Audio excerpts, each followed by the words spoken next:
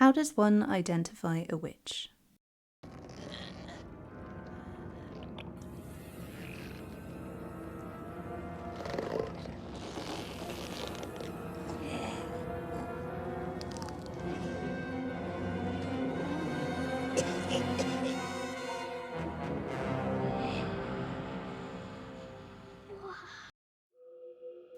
Today we venture to Warboys, a village in Cambridgeshire, England, home to the legendary Witches of Warboys.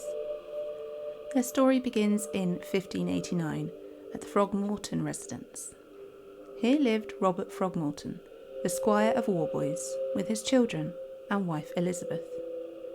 In November of that year, their 9-year-old daughter Jane began to experience seizures. One account claimed sometimes she would sneeze very loud and thick for the space of half an hour together, and evidently as one in a great trance, and sound lay quietly as long, soon after would begin to swell and heave up her belly, so as none was able to bend her or keep her down. Sometimes thee would shake one leg, and no other part of her, as if the palsy had been in it. Sometimes the other. Presently she would shake one of her arms, and then the other, and soon after her head, as if she'd been infected with the running palsy. Perhaps to shift the focus to someone else, the young girl blamed their elderly neighbour, Alice Samuel, for her episodes. Upon being visited by a concerned Alice, she declared to her grandmother, who was present along with her mother, "Grandmother, look where the old witch sitteth," pointing to Samuel. "Did you ever see one more like a witch than she is? Take off her thrummed cap, for I cannot abide to look at her." Her mother thought little of the incident initially, putting it down to sickness and fatigue.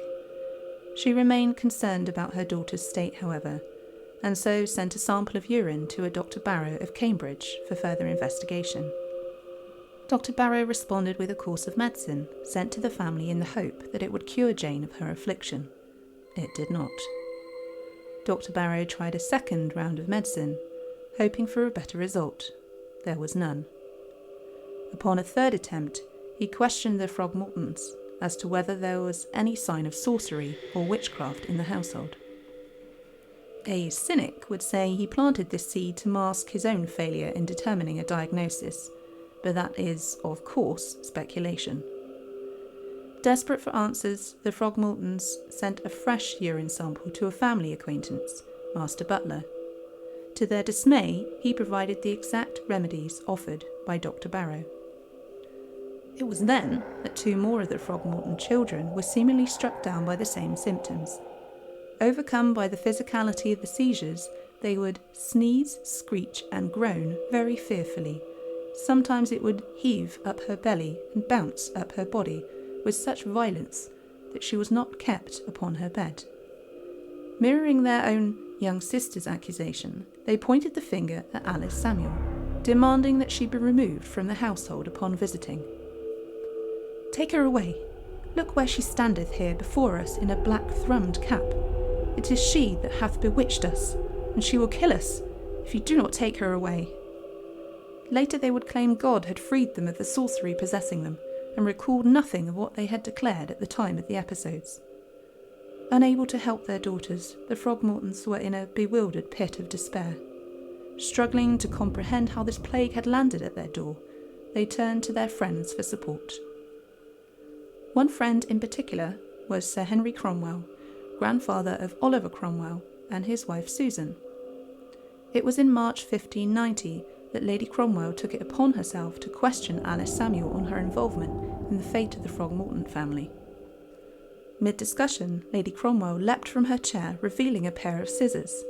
Before Alice had time to react, Lady Cromwell snipped a strand of her hair and tucked it away for safekeeping. Later that day, she passed the hair to Mrs. Throgmorton, who promptly threw it into the fire. At the time, this was considered a surefire way of weakening a witch.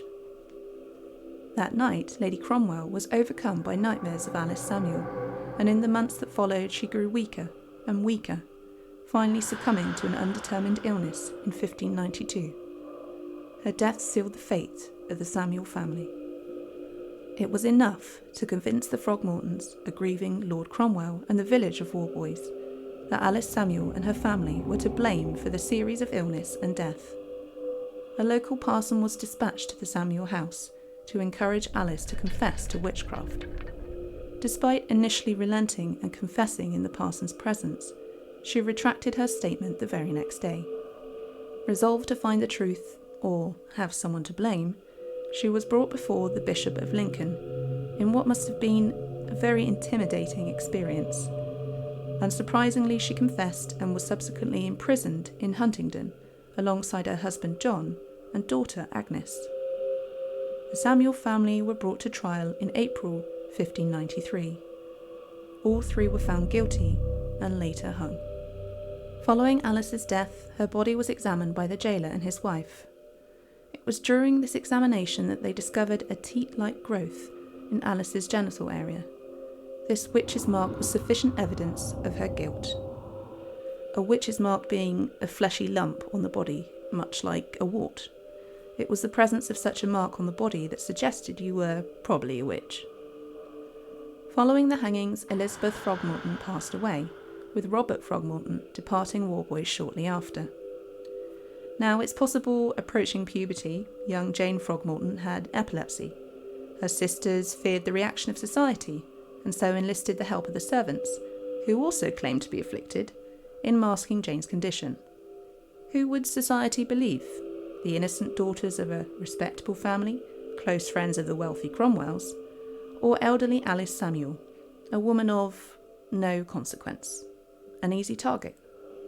A tragic end, summed up rather succinctly by Alice herself in some of her final words to Lady Cromwell.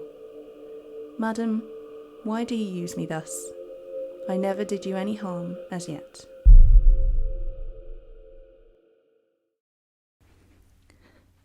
Thanks very much for listening. If you'd like to contact us or check out what we've been up to, you can find us on Twitter, Instagram, and Facebook.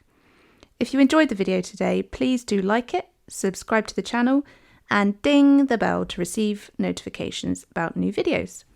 See you in the next one.